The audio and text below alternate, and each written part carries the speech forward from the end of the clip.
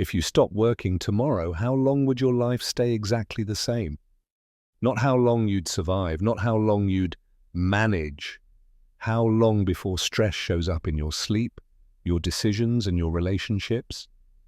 For most people in the US and Europe, the honest answer is a few weeks. And that's not because they're irresponsible.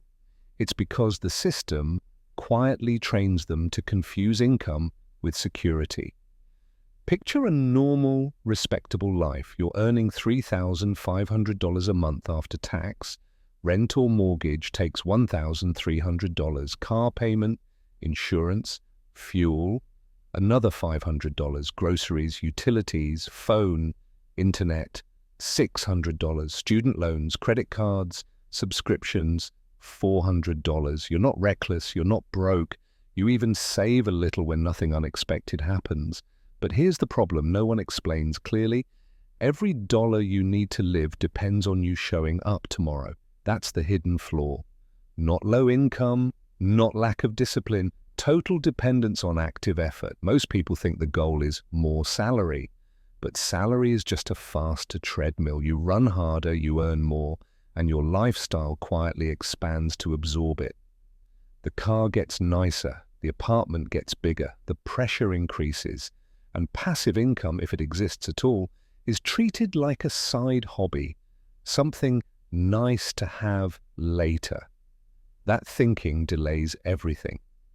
Let's slow this down with simple math. Imagine your monthly living cost is $3,000, not luxury, just normal life. Now imagine you earn $300 per month without working. Dividends, rental cash flow, digital products, royalties, doesn't matter. That's only 10% of your expenses. Most people dismiss this as pointless. But psychologically, something massive happens. You've just bought back 10% of your life. One bill no longer cares if you're tired, sick, or laid off. That's milestone one, not freedom, stability. And most people skip it because it doesn't feel impressive. Here's why. The human brain is terrible at valuing slow, invisible progress. A $300 raise feels real. A $300 passive stream feels abstract. But the passive dollar behaves differently. It keeps showing up. It compounds. It reduces fear quietly. And fear is the real tax most people pay. Now let's jump ahead. At $1,000 per month in passive income, something else shifts. That's rent support. That's groceries covered. That's a bad month that doesn't turn into debt. You stop making financial decisions purely based on urgency. You don't quit your job. You don't escape the system. You simply negotiate life from a calmer position. This is milestone 2, options.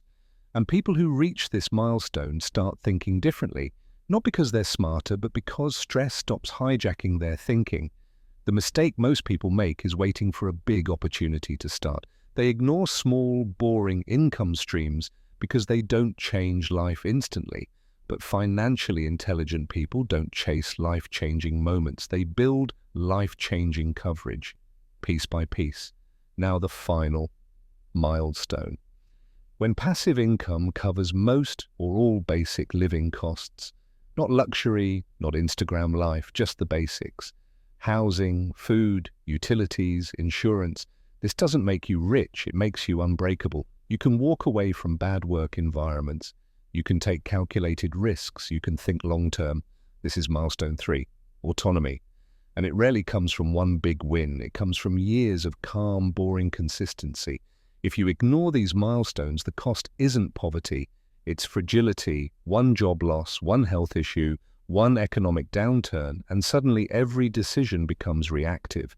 The people who win financially aren't obsessed with money. They're obsessed with reducing dependency. They don't ask, how much can I make? They ask, how much of my life can I decouple from my time? That's the shift. No hype, no shortcuts, just clarity. If this way of thinking made things feel simpler, not easier, but clearer, then you'll probably enjoy the conversations on this channel. You can subscribe if you want more of them.